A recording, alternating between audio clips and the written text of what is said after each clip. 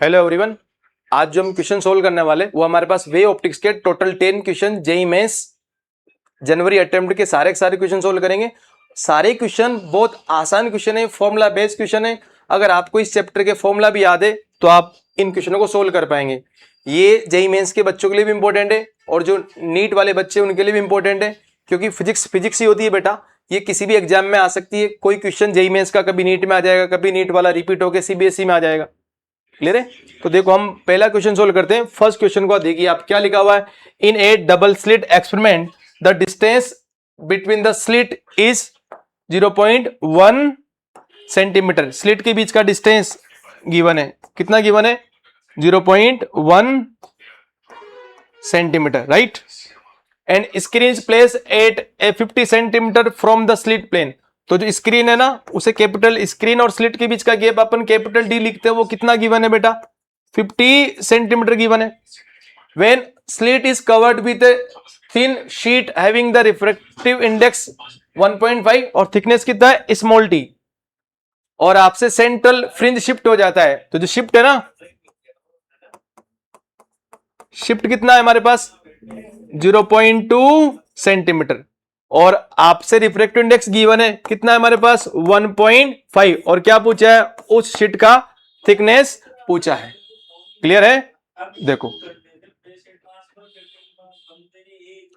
देखो हमारे पास कैसे सोल्व करेंगे, क्या फॉर्मूला बनता है। देखो ये हमारे पास YDAC का सेटअप है। ये S1 और ये क्या है? S2। दोनों स्लिट है। दोनों स्लिट के बीच का गैप क्या है? Small D. और ये हमारे पास क्या, कोई स्क्रीन है, राइट। तो हमें क्या निकालना है? थिकनेस निकालनी है, राइट। आपको यहां थिकनेस निकालना है, ठीक।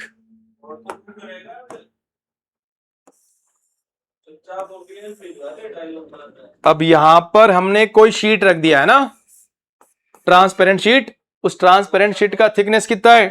T है। और रिफ्रैक्टिव इंडेक्स कितना है? N है, गिवन है। अब ये पूरी की पूरी जो सेंट्रल ब्राइट फ्रिंज हमारे पास, पहले अगर शीट नहीं रखते तो कहां आती थी?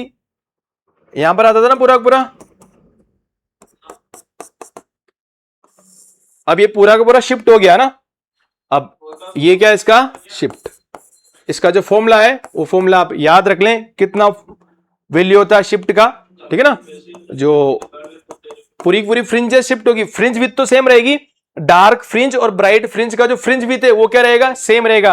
पूरा का पूरा शिफ्ट हो जाएगा। मतलब मैक्सिमम पहले यहां था, अब कहां पहुंच जाएगा? वहां पहुंच जाएगा। और अगर हम इस स्लिट को कहां रखते? इस S2 के यहां रखते तो ये शिफ्ट कहां होता? नीचे शिफ्ट होता। अब इसका फॉर्मूला क्या होता है शिफ्ट वाला? देखो शिफ्ट इक्वल टू क्या होता है हमारे पास?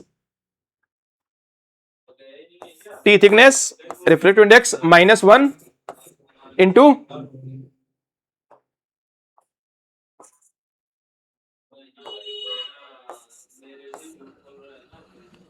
D upon D। इस फॉर्मूले को याद कर लें आप। बस इसी फॉर्मूले पर एक और क्वेश्चन आया हुआ है। हमें यहां क्या पूछा है? थिकनेस पूछा है, राइट। तो आप चाहो तो यहां से थिकनेस निकाल लो, राइट। या फिर यहां वैल्यू पुट कर दो, क्या आएगा? चलो सोल्व करते।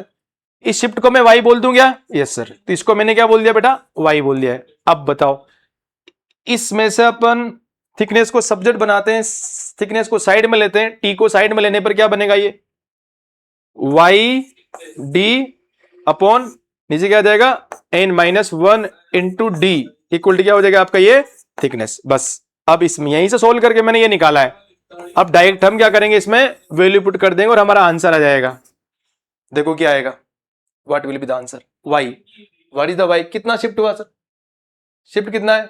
0.2 सेंटीमीटर। मैं इसे सेंटीमीटर में रख देता हूं क्योंकि ये आंसर भी किसमें पूछा है? सेंटीमीटर में। हमें इसे मीटर में चेंज करने की जरूरत नहीं है। क्लियर है?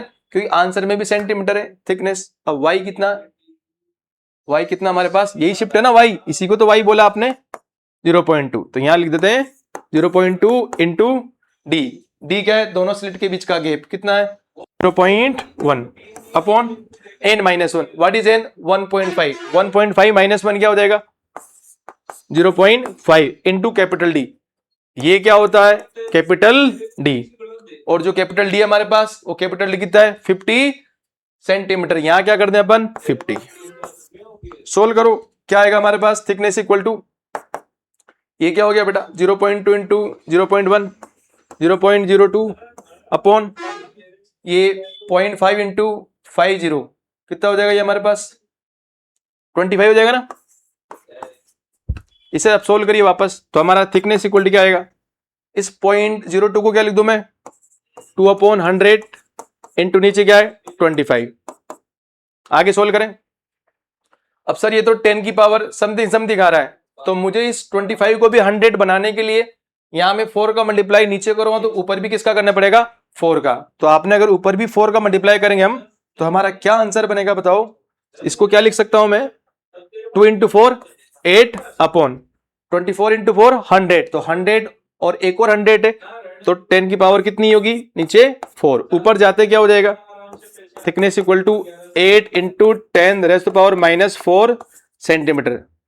सब कुछ सेंटीमीटर में ही था, तो हमारा आंसर क्या आ गया, option number 1 is the correct answer. Clear ना, आसान क्वेश्चन था।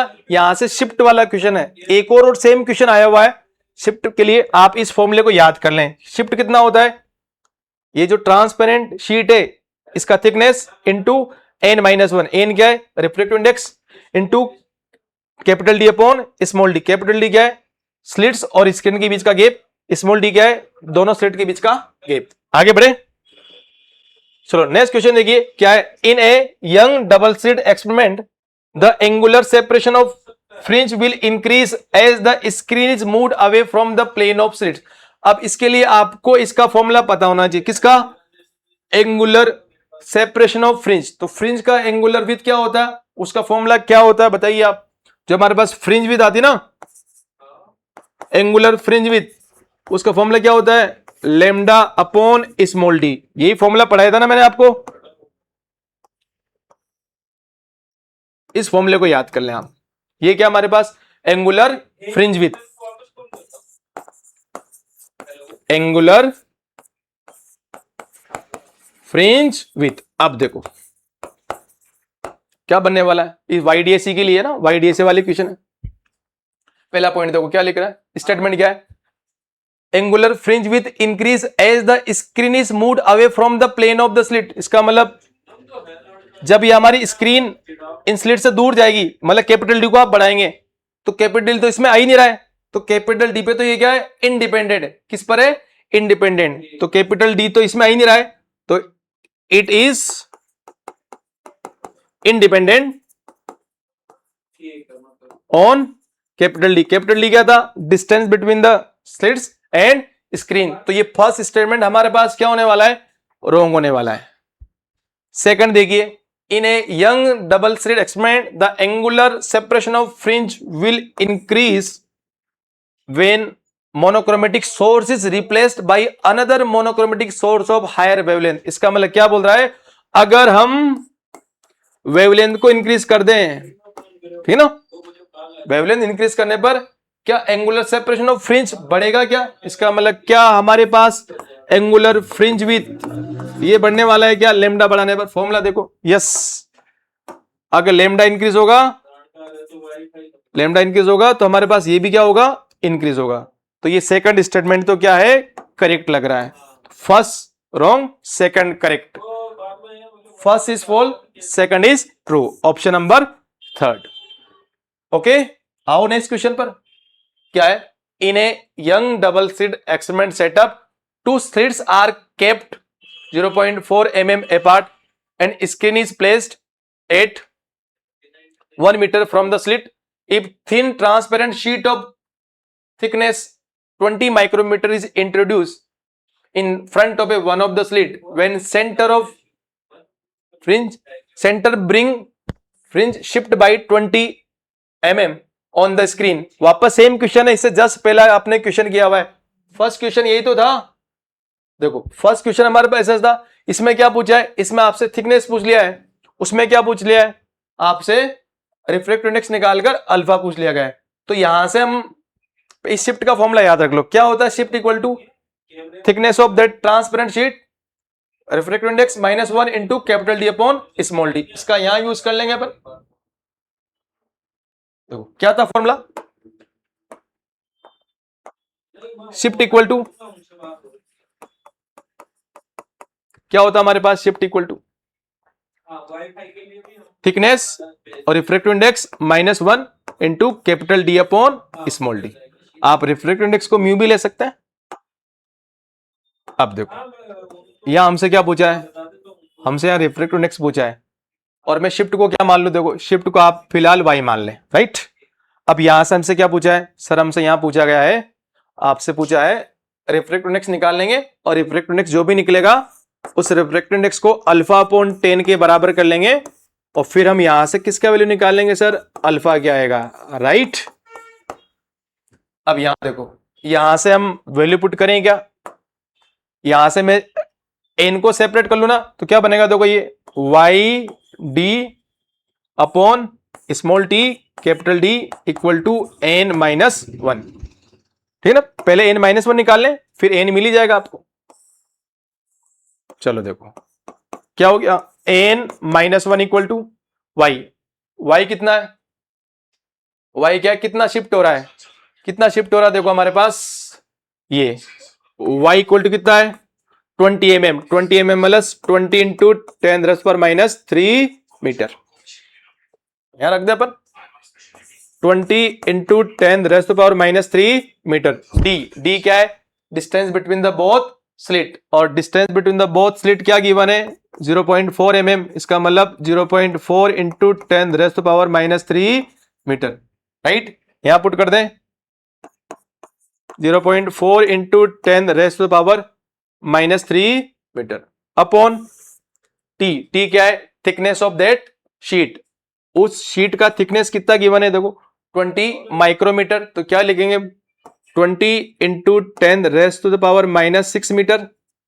आप यहां पुट कर दें 20 into 10⁻⁻6 metre into capital D. Capital D क्या है? स्लिट्स और हमारे स्किन के बीच का गैप, वो कितना गिवन है? 1 मीटर। तो कैपिटल डी बराबर कितना आपका? 1 मीटर।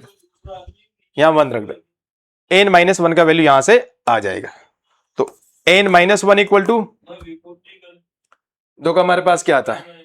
सोल्व करें इसको। 20 से 20 गया, ठीक है ना। और ये 10⁻³ कितना हो गया? ऊपर 10⁻⁻6, नीचे भी 10⁻⁻6। तो ये गया, सिर्फ क्या बचा? 0.4 अपॉन 1। तो 0.4, तो 0.4। यहां से बताओ रिफ्रैक्टिव इंडेक्स कितना आ गया? बताओ, ये 1 उधर गया ना, तो 1.4। रिफ्रैक्टिव इंडेक्स हमारा 1.4 आ गया। अब क्वेश्चन में रिफ्रैक्टिव इंडेक्स को किसके बराबर किया हुआ है? अल्फा अपॉन 10 के बराबर। तो 1.4 इक्वल टू क्या कर दो? Alpha upon 10। यहां से आप निकालो अल्फा क्या आएगा? सर अल्फा आ जाएगा हमारा 14 आ जाएगा। तो इसमें अल्फा की वैल्यू क्या निकल कर आ गई हमारे पास? 14। तो यहां रख दो अल्फा क्या आएगा? 14।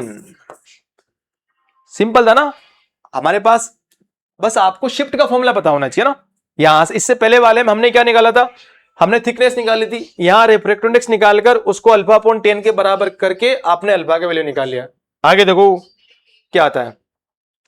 नेक्स्ट देखिए हमारे पास, which of the following are true for single slit diffraction. ये जो क्वेश्चन है ना, ये क्वेश्चन आपका ड्रॉप कर दिया गया है क्योंकि ये जो चारों ऑप्शन है, चारों ऑप्शन मैच नहीं हो रहे थे। इनमें से कोई सा भी करेक्ट नहीं था, लेकिन फिर भी देखो सोल्व करते हैं हमारे पास क्या आता है। क्या बोला है? डिफ्रैक्शन वाला फॉर्मूला है ना, सिंगल स्लिट डिफ्रैक्शन है। उसमें हमें ये विथ ऑफ सेंट्रल मैक्सिमा वाला कुछ पूछ रहा है ना। तो पहले ये बताओ डिफ्रैक्शन के लिए क्या हमें विथ ऑफ सेंट्रल मैक्सिमा पता है क्या? जो सेंट्रल मैक्सिमा होता है ना डिफ्रैक्शन में, क्या होता है? सिर्फ सेंट्रल मैक्सिमा की इंटेंसिटी ज्यादा होती है, फिर तो इंटेंसिटी कम होती जाती है। अब अगर हम बात करें width of the central maxima, उसको मैं फिलहाल बीटा ही बोल दूं, क्या होता है बताओ उसका? 2d lambda upon D.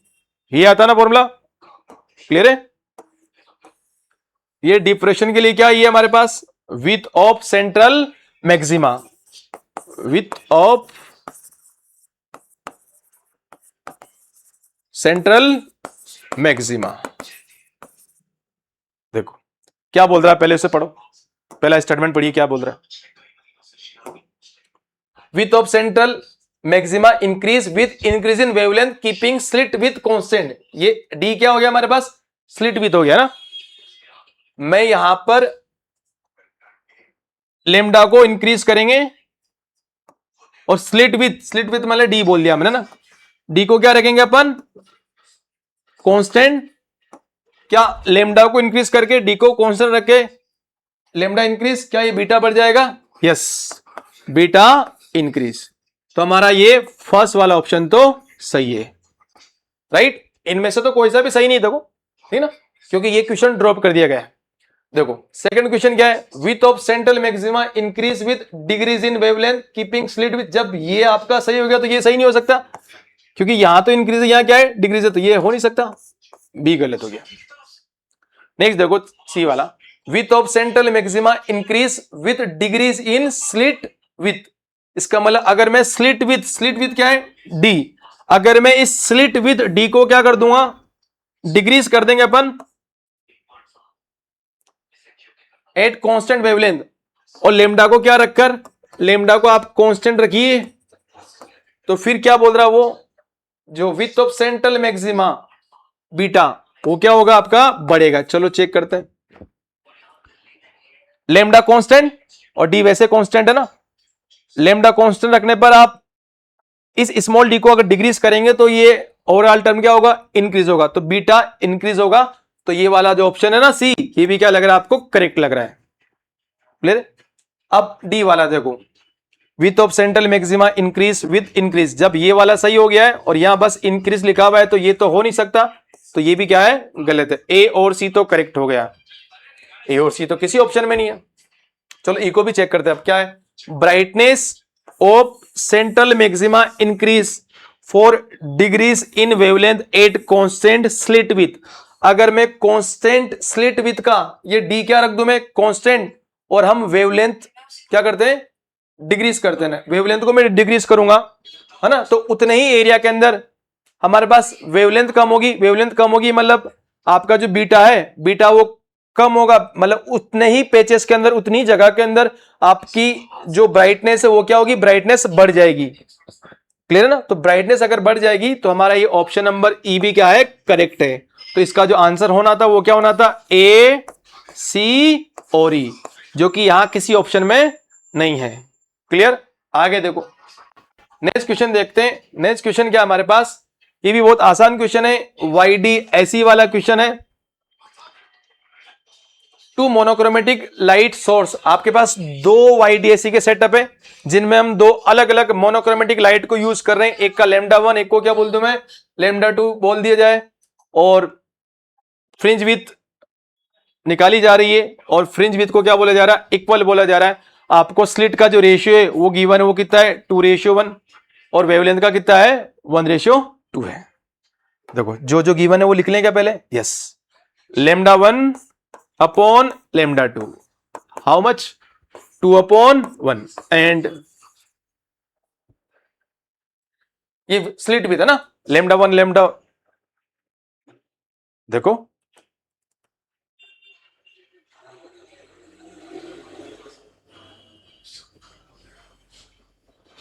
Yes देखिए इस क्वेश्चन के अंदर हमारे पास क्या है, हमें जो डाटा गिवन है उसको मैं लिख लूं स्लिट विथ क्या बोलूंगा मैं d1/d2, क्या हो जाएगा सर 2/1, एंड वेवलेंथ का रेशियो कितना है हमारे पास 1/2 है, और क्या इक्वल बोला उसने फ्रिंज विथ को इक्वल बोला। YDAC के लिए फ्रिंज विथ का फॉर्मूला पता है ना हमें, क्या होता है बताइए, बीटा इक्वल टू क्या होता है d λ/d, और हमसे क्या पूछा है d1/d2 पूछा है। दोनों की फ्रिंज विथ को मैं इक्वल कर दूं तो फर्स्ट के लिए क्या हो जाएगा d1 λ1/d1 equal to second के लिए d2 λ2/d2।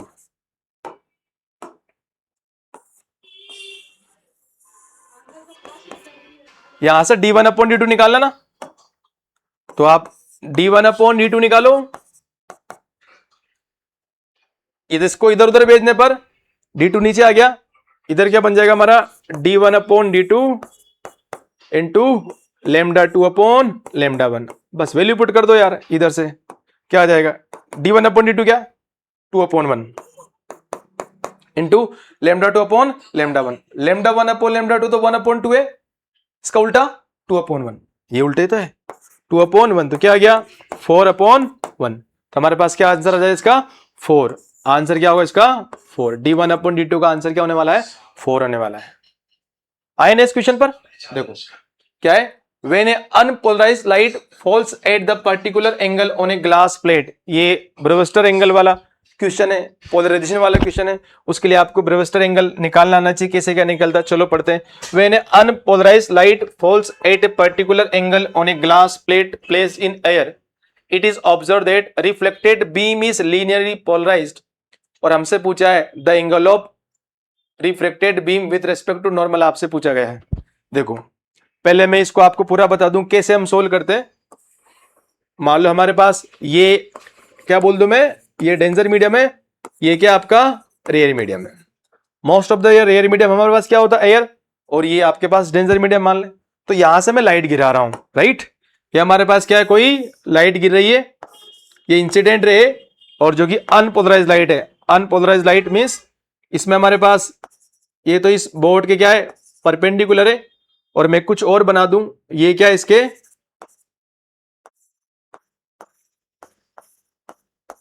ये कौन सी लाइट है बताओ, अनपोलराइज लाइट है। और ये कौन सा एंगल है, यहां से नॉर्मल बनाना पड़ेगा ना। इस एंगल को क्या बोल दूं मैं, एंगल ऑफ इंसिडेंस। और ये angle of incident polarise angle या ब्रेविस्टर एंगल कहलाएगा कब, जब यहां से ये जो रे आएगी ना, ये रे जब डेंजर मीडियम में कहा जा रही है, रेयर मीडियम पे जा रही है, और यहां से ये इस साइड बेंड हो जाएगी। ये तो कौन सी रे, रिफ्लेक्टेड रे। और यहां जो हमारे पास रे बनेगी वो क्या रहेगी, रिफ्लेक्टेड रे, है ना। ये क्या है आपकी रिफ्लेक्टेड रे, और ये पूरी तरह से क्या होती है हमारे पास लीनियरली पोलराइज होती है। और शर्त है ये एंगल क्या होता है आपका 90 होता है ना। अगर ये एंगल आई है ना बेटा, तो ये भी कितना होगा हमारा आई होगा।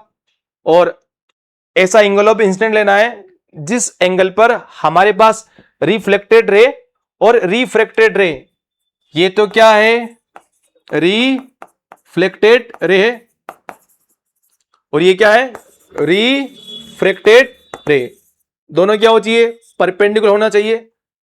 इसका रिफ्रैक्टिव इंडेक्स क्या मालूम है μ2 मान लो, इसका क्या मालूम है μ1। क्लियर है। अब आप स्नेल्स लॉ डेराइव करिए, क्या आता है आंसर बताओ। ये वाला एंगल कितना होगा पहले बताओ, ये आइए इसे आर बोलते ना अपन, दिस विल बी आर। और ये आर किसके बराबर होने वाला है, दिस आर विल बी, ये पूरी लाइन कितनी होती है बेटा 180 का, ये 90 हो गया, तो ये कितना हो जाएगा, और ये कितना हो जाएगा, ये पूरा 90, तो ये बच्चे कुछ दोनों 90 हो गए, तो ये क्या बच जाएगा आर 90 माइनस आर। आपको पढ़ाया था ना ऐसे ही। अब देखो स्नेल्स लॉ अप्लाई करो, यहां क्या हो जाएगा μ1 इंटू साइन आई, और आई क्या है, आई वो ऐसा एंगल ऑफ इंसिडेंट है जिस पर हमारा रिफ्लेक्टेड रे और रिफ्रैक्टेड रे क्या होता है म्यूचुअली परपेंडिकुलर, जिसको अपन पोलराइजिंग एंगल भी बोल सकते हैं, ठीक है ना। इसे मैं आईपी बोल दूं भले, polarising angle IP, clear. Equal to क्या हो जाएगा बताइए μ2 into sine R, what is R 90 minus I. अब इसे सोल्व करो, क्या हो गया ये μ1 साइन आईपी इक्वल टू, ये भी आईपी ना, साइन 90 माइनस आई मतलब आईपी क्या हो जाएगा कोस आईपी, μ2 इंटू कोस आई, और आईपी क्या है पोलराइजिंग एंगल है। यहां से आप इसे 10 में बदल लो, क्या आता था बताओ आंसर।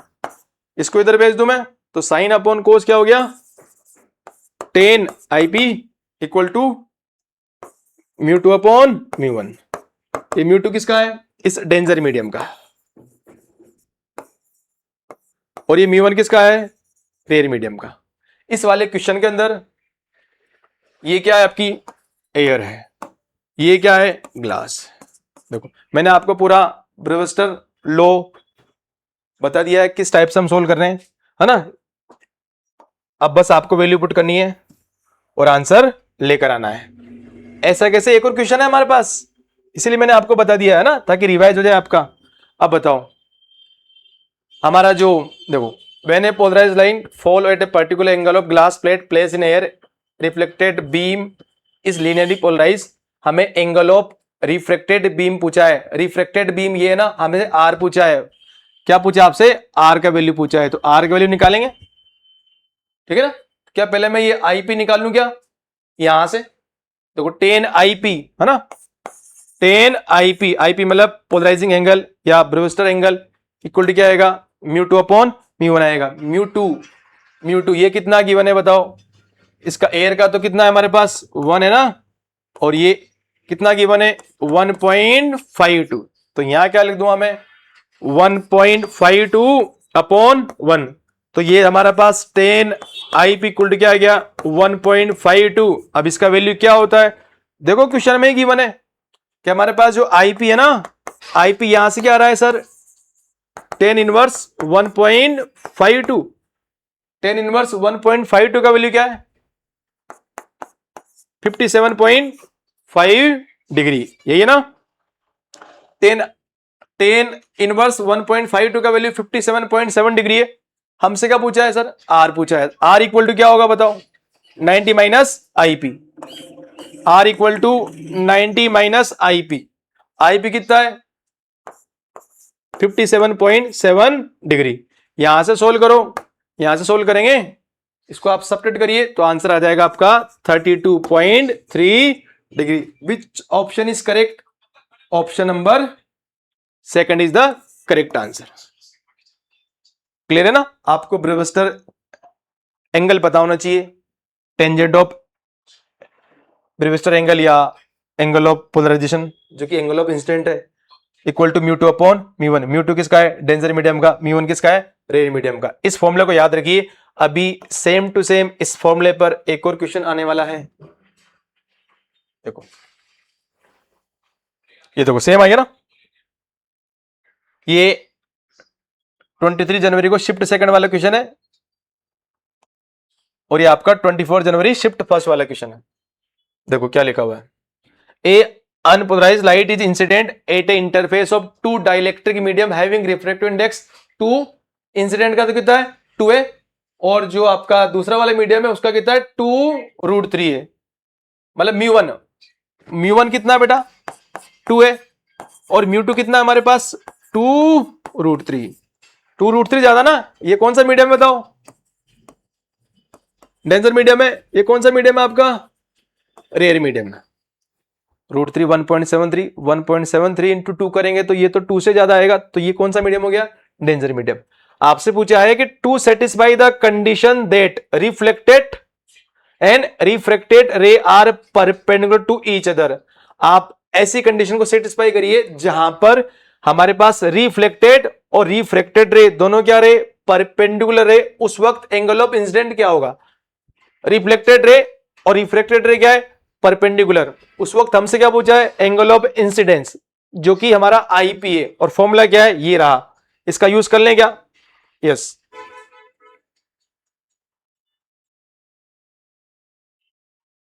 क्या था फॉर्मूला बताओ,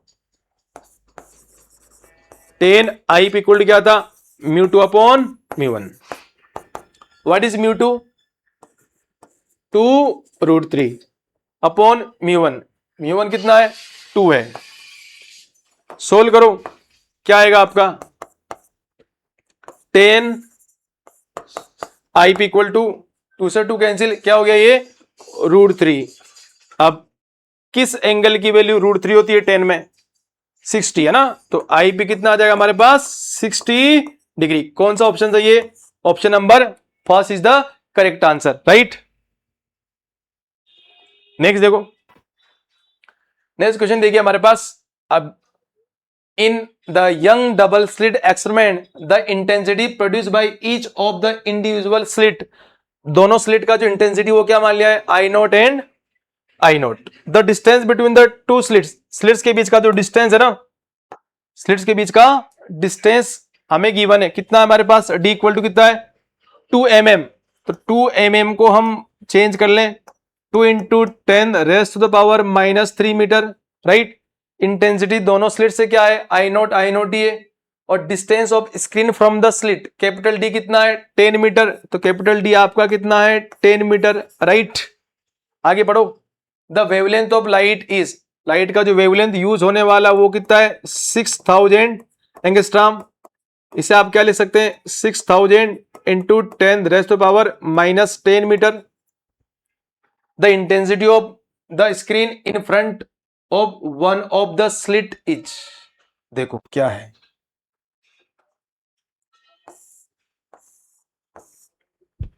ये आपका S1 और S2 स्लिट है, और ये हमारे पास क्या है स्क्रीन है। स्क्रीन यहां से कितना दूर है कैपिटल D दूर है। हमसे पूछा the intensity of light on screen in front of one of the slit, इस वाली स्लिट के फ्रंट में जस्ट सामने ना, इस वाली स्लिट के जस्ट सामने यहां इस वाले पॉइंट पर आपसे क्या पूछा है इंटेंसिटी पूछा है। ये पूरा गैप कितना है बेटा, this gap is capital D, sorry small d, क्या ये स्मॉल d जो कितना है 2 mm, और अगर ये कैपिटल D है और ये सेंटर है तो ये कितना होगा D/2, ये कितना हो जाएगा D/2। तो हमारे पास इसको y बोल दो मैं, y इक्वल क्या हो जाएगा D/2, और D/2 मतलब 2/2 1 mm है ना, तो 1 mm कितना हो जाएगा ये 10⁻³ मीटर। इस वाले पॉइंट पर क्या पूछा आपसे इंटेंसिटी, कब, जब इस वाली स्लिट पर इंटेंसिटी कितना हो I0 और इस पर भी कितना हो I0 हो, तब जाकर। अगर अलग अलग इंटेंसिटी होती है तो उसको आपको I नेट का फॉर्मूला पता ना, और अगर इंटेंसिटी क्या रहे I0 तो किसी भी पॉइंट पर जो नेट इंटेंसिटी आती है उस नेट इंटेंसिटी का फॉर्मूला क्या होता है बताओ, 4I0 कोस स्क्वायर डेल्टा φ/2, क्या होगा डेल्टा φ/2 होगा, ये रहा। अब आपको इस डेल्टा फाई का वैल्यू निकालना है बस। अगर आप डेल्टा फाई का वैल्यू मिल जाएगा ना आपको, इंटेंसिटी क्या हो I0 हो तो नेट इंटेंसिटी का फॉर्मूला क्या आता है I net equal to 4I0 cos square delta φ/2 आता है। और अगर इंटेंसिटी अलग अलग हो तो हम कैसे निकालते थे बताओ, किसी को याद है क्या sir, I net equal to क्या आता था √I1 plus √I2 plus 2√I1I2 cos delta phi, visible है ना यहां तक, ठीक है।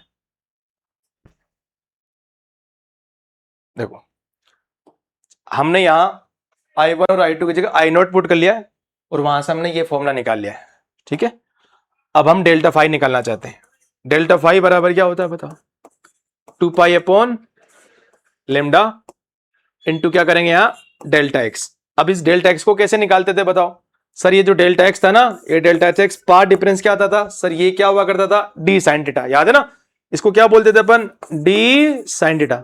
सर ये डी साइन थीटा हुआ करता था, और एंगल वेरी वेरी स्मॉल होने पर साइन थीटा को अपन टेन थीटा मानते थे, और जो सर हमारा जो टेन थीटा था वो टेन थीटा बराबर क्या हुआ करता था, यहां से अपन निकालते थे ना, ये एंगल हमारे पास क्या था थीटा, तो टेन थीटा इक्वल टू क्या था y/d, ऐसे तो निकालते थे।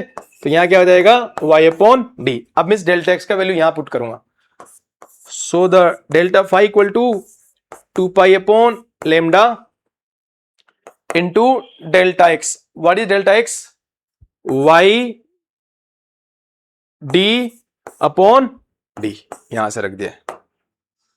अब आप चाहो ना तो ये जो हमारा y है ना, y को क्या बोला है d/2, और यहां रख लो और निकालो, चलो क्या आता है आपका ये डेल्टा फाई। डेल्टा फाई का वैल्यू यहां पुट कर लेंगे और I नेट मिल जाएगा हमें, है ना। देखो next, delta phi equal to 2π/λ into y, y की जगह d/2 पुट कर दो ना मैं, तो y की जगह d/2 पुट करें तो d इंटू क्या हो जाएगा d²/2 इंटू डी, 2 से 2 गया तो क्या आ गया है πd²/λ इंटू डी। अब ऐसा करो आप पहले डेल्टा फाई का वैल्यू निकाल लो, इन सब का वैल्यू पुट करते हुए क्या आता है, ठीक है। यहां से चलो चेक करते हैं अपन, है ना, यहां से निकालते हैं हमारे पास क्या वैल्यू निकल कर आता है, किसका डेल्टा फाई का। देखो delta phi equal pi into d², D क्या था 2 mm, इसका स्क्वायर कर दो ना, मैं इसका स्क्वायर करने पर क्या आ जाएगा 4 into 10⁻⁻6 upon lambda. What is lambda, ये रहा 6000 into 10⁻⁻10 into D, capital D, capital D क्या है 10 मीटर, इंटू क्या आ गया आपका 10। अब यहां से क्या निकाल लो sir, delta phi, delta phi निकालते हैं, जो कट रहा है उसे काटिए और इसे सिंपल सोल्व करिए आप, ठीक है। ये दो, ये कितना हो गया हमारे पास 3 जीरो, ये एक 4, तो 10⁻4 ये और 10⁻−10 ये, तो नीचे 10⁻−6 ऊपर भी 10⁻−6 कैंसिल हो गया ना, ये पूरा इन 3 जीरो से इन सबसे उड़ गया है। तो क्या बच गया सर 4π/6। इसको क्या लिख सकता हूं मैं, डेल्टा फाई इक्वल टू क्या हो जाएगा आपका 2π/3। ये यहां तक आपको आना चाहिए। अब तो काम आसान हो गया है सर, अब तो इस डेल्टा फाई का वैल्यू इस फॉर्मूले में वैल्यू पुट कर दो आप और आपका आंसर अब तो आने आना है। कहां जाएगा अब तो आंसर आएगा आपका, देखो क्या लिखे अब, I net equal to, so the I net equal to 4 I nought cos square delta phi upon 2, delta phi upon 2, तो ये ऊपर वाला 2 कैंसिल हो गया, यहाँ डायरेक्ट क्या लिख दो मैं π/3 लिख दो ना, π/3 मतलब cos 60, cos 60 का वैल्यू क्या होता है 1/2, 1/2 का स्क्वायर 1/4, तो ये 4 कैंसिल हो गए, लास्ट में क्या जाएगा आई नॉट। कौन सा ऑप्शन मैच हो रहा है बताओ, option number second is the correct answer. Clear है, आपको स्टेप पता होने चाहिए हम क्वेश्चन को कैसे सोल्व कर रहे हैं। आगे देखो, एक क्वेश्चन देखो, स्टेटमेंट बेस्ड क्वेश्चन है। A plane wave after passing through a prism remains as plane wave. इसका मतलब कोई भी प्लेन वेव फ्रंट है ना, ये कोई प्रिज्म है बेटा, इस प्रिज्म से आपके पास कोई प्लेन वेव फ्रंट है ना, ये आपके पास क्या है कोई प्लेन वेव फ्रंट, इस पर अगर ये गिर रहा है ऐसे, रे और वेव फ्रंट आपस में क्या होते हैं परपेंडिकुलर, यहां से ही आया तो यहां तो ये मीडियम में ना, तो ये तो इसका स्पीड तो कम हो जाएगा, यहां सेम रहेगा, तो यहां पहुंच जाएगा ये, तो यहां से आने के बाद ये ऐसे निकलेगा राइट, तो ये आपके पास इस टाइप से लास्ट में हमारे क्या निकलने वाला ये वेव फ्रंट, और इस वेव फ्रंट के परपेंडिकुलर क्या बनाएंगे अपन रे बनाएंगे। क्लियर है ना, तो ये इस टाइप से आपके पास यहां से ही बन जाएगा, लास्ट में ऐसे तो रिफ्लेक्ट होने वाली ये रे, ठीक है ना, ये यहां से होते होते ये वेव फ्रंट ऐसे हो जाएगा, ठीक है ना।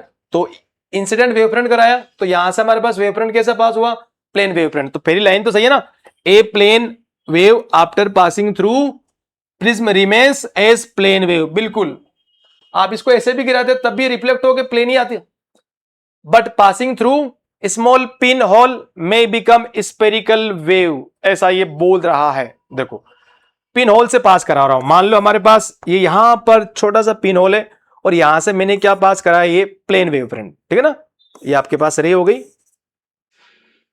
और ये क्या हो गया प्लेन वेव फ्रंट। जब यहां से ये रे जाती तो आपने डिप्रेशन पढ़ा हुआ है, जितना कम गैप होगा, इसका मतलब इस वेवलेंथ और इसके जो बीच का गैप है वो अगर सेम होगा तो यहाँ लाइट क्या होती है बताओ, उतने ज्यादा क्या होती है बेंड होती है, जितनी ज्यादा लाइट बेंड होगी उतने अच्छे से क्या होगा डिफ्रेक्शन। और यहाँ जो हमारे पास वेव फ्रंट है ना, ये वेव फ्रंट कैसा होने वाला है इस वक्त, तो क्या होगा स्पेरिकल वेव फ्रंट होगा। अब पूछ क्या रहा है, but passing through A small pin hole में बिकम स्पेरिकल वेव, यस इस पिन होल से जितना ज्यादा हम छोटा करेंगे उतना ज्यादा डिप्रेशन अच्छा होगा, तो और ज्यादा क्या बनेगा आपका ये स्पेरिकल वेव फ्रंट बनेगा, तो ये वाला पॉइंट भी क्या है सही है, तो statement first is the correct right. Next देखिए second, the curvature of spherical wave emerging from a slit will increase for increasing slit width, क्या बोल रहा है curvature of spherical wave emerging from slit will increase for increasing slit width, अगर आप इस slit with को ही बढ़ा दोगे क्या उसका कर्वेचर बढ़ेगा, नहीं कर्वेचर नहीं बढ़ेगा, वो तो खुद यहां से कैसा निकल जाएगा, फिर प्लेन वेव फ्रंट डिप्रेशन कम हो जाएगा ना, तो प्लेन है तो प्लेन ही ऐसा कैसे निकल जाएगा, तो ये वाला सेकंड स्टेटमेंट तो क्या है रॉन्ग है, तो first is true and second is false, तो option number third is the correct answer of this question. Okay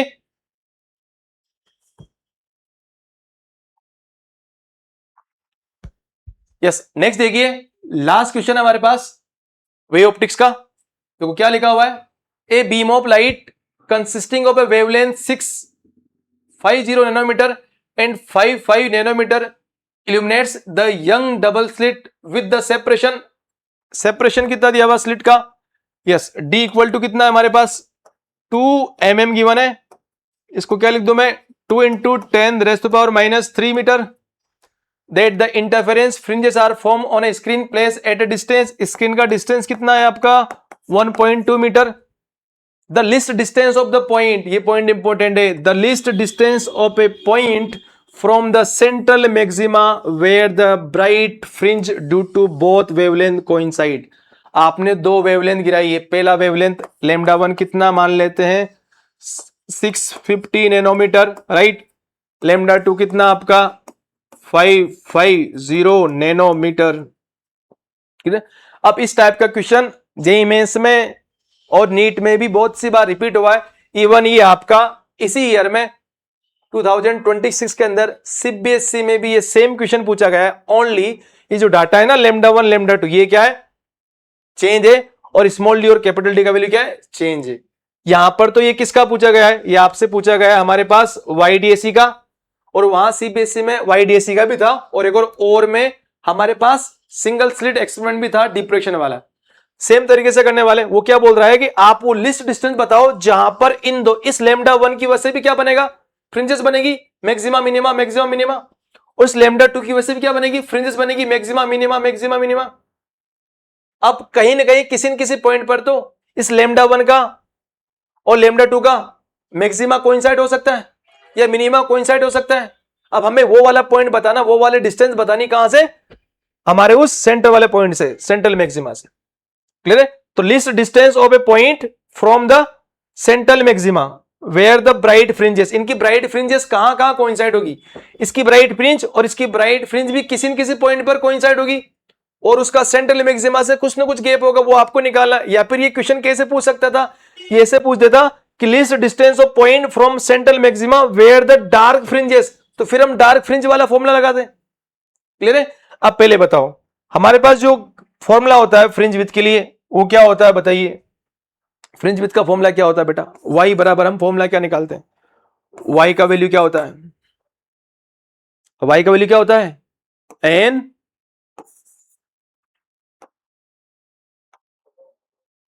n d λ by d, clear है।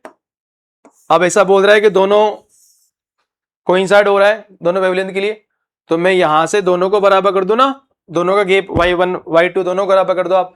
फर्स्ट के लिए यहां मैं n1 मान लू, क्या पता है इसका n1 वाला कोइंसाइड हो रहा, n1 गैप कैपिटल D है, इसके लिए λ1 अपॉन दोनों सेट के बीच का गैप स्मॉल d है, यहां क्या कर देंगे n2 d λ2 अपॉन d, इसे सोल्व करो, सोल्व करने पर यहाँ d से d कैंसिल, स्मॉल d से स्मॉल d कैंसिल, तो n1 λ1 इक्वल टू n2 λ2 आपका आ गया। अब n1 और n2 का वैल्यू पुट कर दो, सॉरी λ1 और λ2 का वैल्यू पुट कर दीजिए, क्या आएगा आपका, देखो यहां से हम निकालेंगे n1 upon n2 equal to λ2 upon λ1। चाहो तो आप λ1 λ2 को मीटर में चेंज कर लो, या फिर नहीं भी करेंगे तो नैनोमीटर से नैनोमीटर कैंसिल हो जाएगा। λ2 क्या है 550 अपॉन λ1 कितना है 650, तो 0 से 0 कैंसिल होकर ऊपर आ गया 55, नीचे आ गया है 65।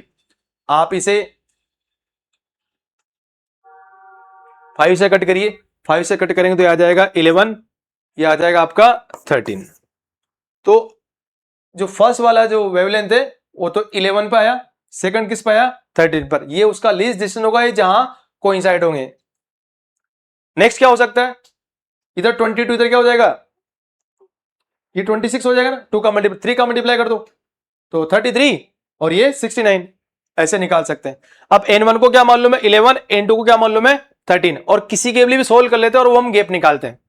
चलो मैं n1 के लिए सोल्व कर रहा हूं ना, मैं n1 के लिए सोल्व करूंगा तो आपका क्या आएगा, देखो हमारे पास y बराबर n1 d λ1 अपॉन d रखो। अब आप चाहते तो n2 के लिए भी सोल्व करते, n2 के लिए आप क्या रखते, बस 13 रखते। सोल्व करें क्या आएगा, देखो n1 क्या मान लो आप 11 इंटू डी, कैपिटल डी कितना है 1.2 इंटू लेमडा वन कितना है 650। अब तो ऐसा यूनिट में रखना पड़ेगा ना, इंटू 10 की पावर -9 नैनोमीटर, इसलिए अपॉन डी, डी कितना है, स्मॉल डी कितना है 2 इंटू 10⁻³ सोल्व करो इसे। देखो इसे सोल्व करने पर हमें क्या चाहिए, y चाहिए। इसे सोल्व करना आप, और हमें लास्ट में किस टर्म में लाना है, इंटू 10⁻⁵ मीटर में लाना है।